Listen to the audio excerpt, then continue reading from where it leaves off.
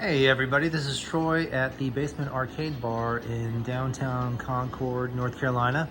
I just looked and realized that I hadn't done a video since January. So I figured I would do another layout video with you, new games that I've gotten. Just starting off in this cocktail room, this little room. We've got two of the cocktail tables that you would see in Pizza Hut. Those are always here. They always will be here. I don't know if you can see on this side, but I've got banners. I don't know if that was on the last video from Stern, and I lit them up on the outside. I don't know how well they come up, but they look pretty cool. So, yeah, we start with Jaws, Jurassic Park, Star Wars, Stranger Things, Game of Thrones, Godzilla. And then I got a James Bond on the other side over there. But yeah, Sirius is here. He's ready to bark at people. And yeah, we'll just go down the line. I moved some stuff. I got some stuff. I sold some stuff. I traded some stuff. So just down the line from our last video, I moved NASCAR up here just because you have to get into it from this side, the left side. So I moved it here because it's like wide open in this area.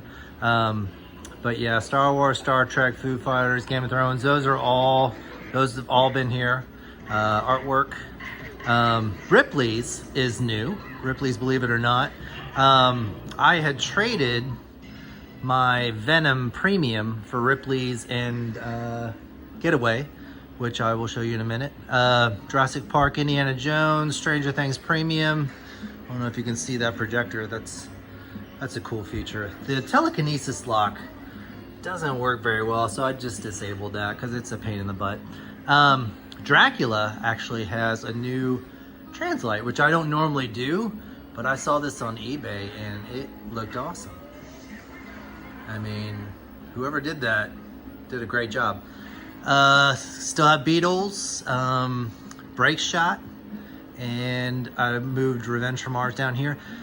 And now a new game that I don't usually care about. I don't usually care about arcade games, but I got WWF WrestleFest, and I remember playing this growing up in the arcade, like with this and NBA Jam. And I picked this up from my friend Zach at Super Bari Game Bar in Charlotte, and I was begging him to get it because these are really hard to find. And it looks like it was an old Konami cabinet, I believe, like a Simpsons or Turtles would be in, but they did a good job switching this over. There is a credit button, so you got to push the credit button to add credits, and then you can hit whatever player you want to be, because on the board there is not a free play mode on the board, so you do have to add credits. But man, I tell you what, this game still holds up. It's still amazing. I had to adjust the monitor a good bit. I got looking pretty darn good. I put a new flyback in there, messed with the convergence, messed with the colors, and it looks pretty darn good. Moved Big Buck Hunter down here just because it was getting so crowded up front. Still have Blastroids, Track and Field, Neo Geo. I got these 4 games on here: Baseball Stars, King of Fighters 98, which is supposedly one of the best fighting games. I don't really know. The first Metal Slug and Samurai Showdown 2. Which I remember all those growing up. We got Centipede.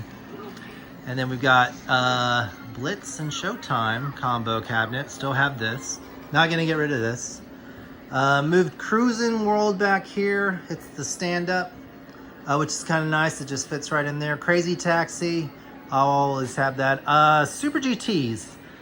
I kind of want to switch these out for the NASCARs, like the NASCAR I've got up front, just because the steering wheels break all the time. I don't know why. So I've switched those steering wheels out multiple times. Junior Pac-Man, Street Fighter 2, Champion Edition, Frogger, Super Checks. I mean, if you're playing Super Checks and you're not yelling and screaming, there's something wrong. That's why it's in the back, so it doesn't annoy my bartenders. Multi Williams, got a ton of games on here, which is kind of nice since we've got a small little space.